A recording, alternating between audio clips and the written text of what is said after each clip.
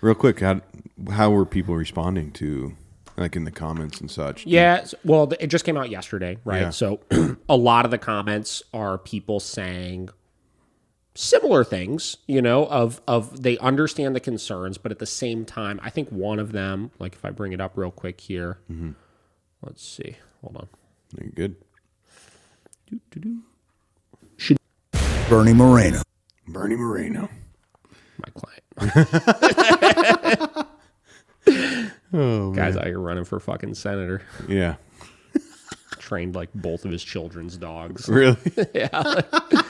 All right. Anyways, yeah. So obviously, one person, they agree that most people read the conclusion, but they don't actually understand the study, so they can't gather their own opinions on it, which I think is the case. I still am seeing people share this study around that I feel like probably have no idea what actually happened in the study. Yeah. Right. Which I think is kind of a dangerous position to be in, because that's the same exact thing as what all of the force-free community has done for so long, which is they have all these studies that the conclusion is balance training or e-collar training or aversives has fallout on dogs, but they don't actually understand how the study was conducted, yeah. right?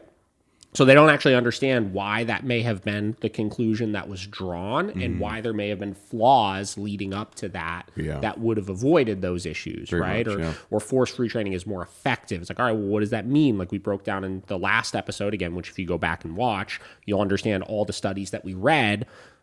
We saw a lot of flaws with how those studies were conducted as well to paint a picture that the force-free training was more effective than the other training, et cetera, et cetera. Yeah. So that's something I'm still consistently seeing that I really, and I don't want to act like I'm the best about reading every single detail about everything before drawing a conclusion. Like we're humans, right? Like we're guilty of it sometimes, right?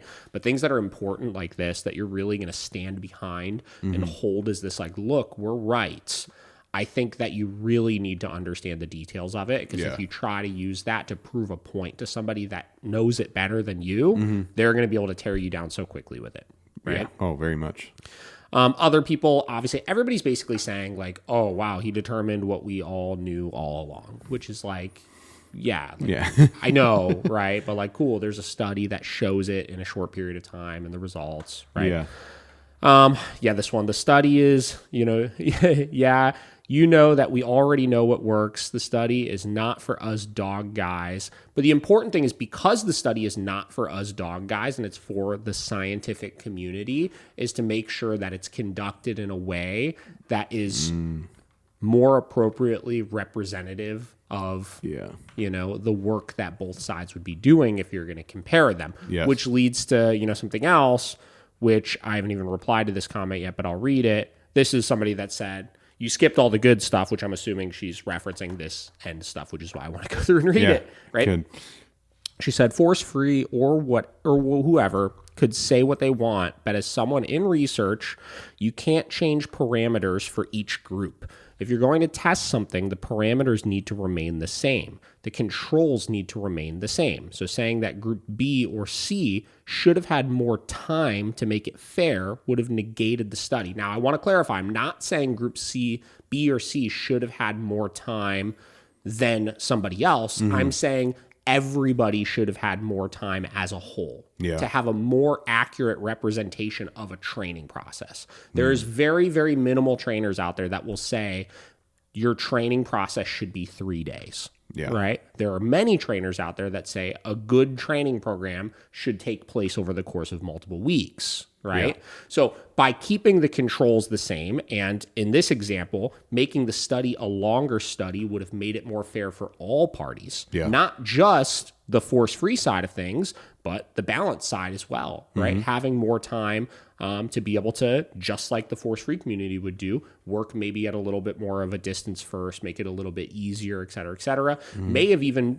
done better work in proving the point that, because a lot of people like Zach George is going fucking ham on this, obviously. Nobody's surprised, right? But he's really leaning into one of the big things they said at the beginning is 100% of the dogs that were conducted in this study were yelping in pain, right? And he's really triggering off of that and trying to like put it as like, look, he's hurting dogs and this and that, where hypothetically, maybe if the time was stretched out a little bit more, right?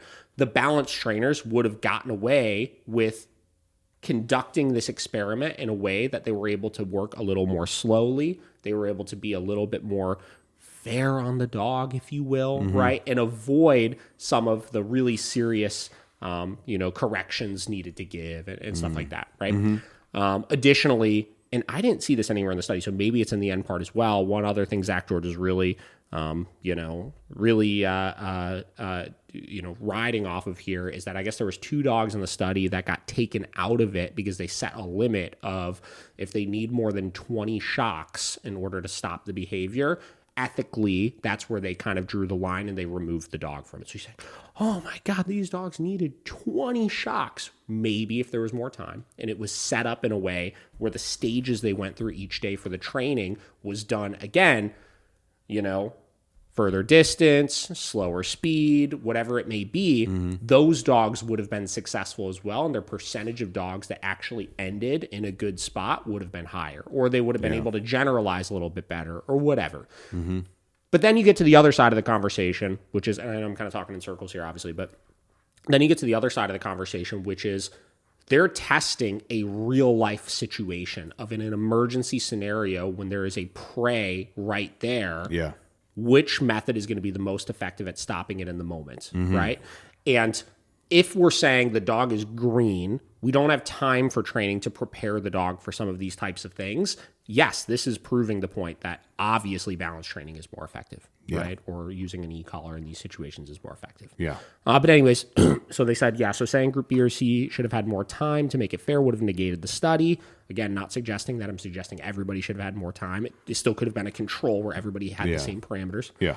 After reading the full study, I actually give them kudos for holding parameters and variables the way they did. Regardless of trainers present, it remains valid if you maintain criteria, and they did a decent job of that.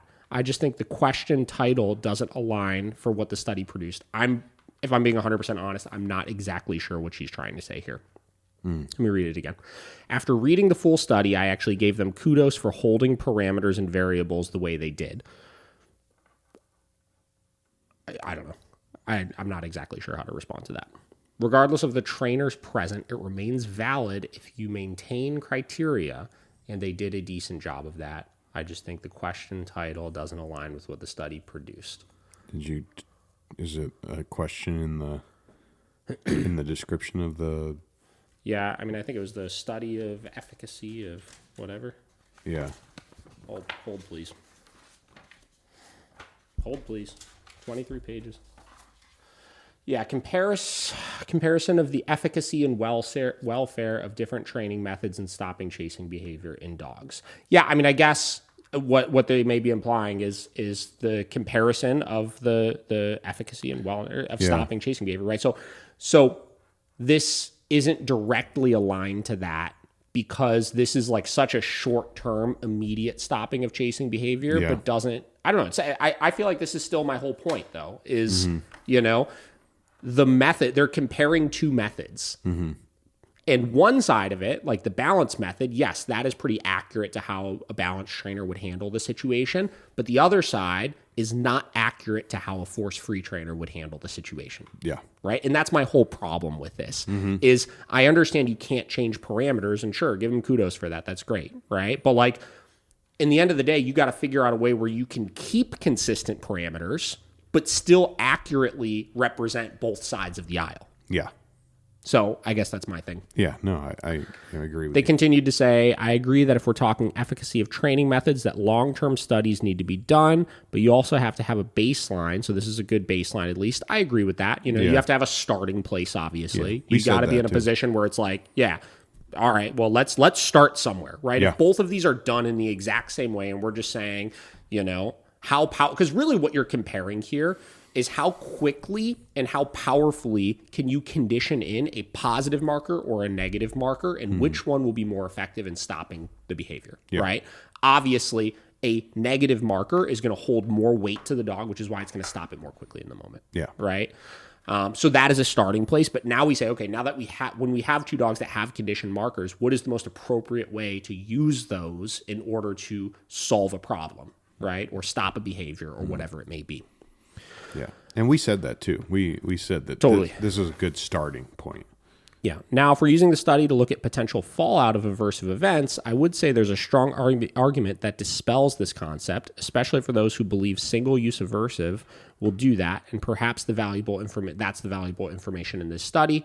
Yeah, I agree. There was no perceived fallout, right? Yeah. But like, I was and again, I was picking at it from the standpoint of a force-free trainer, right? Where they will say, just because you don't see it in the moment doesn't mean it won't pop up at some point. Yeah. Right? Which I think no matter what study you wind up doing, like that's going to be kind of the fucking argument that they make is like, well, at some point you're going to see it, you know? We promise.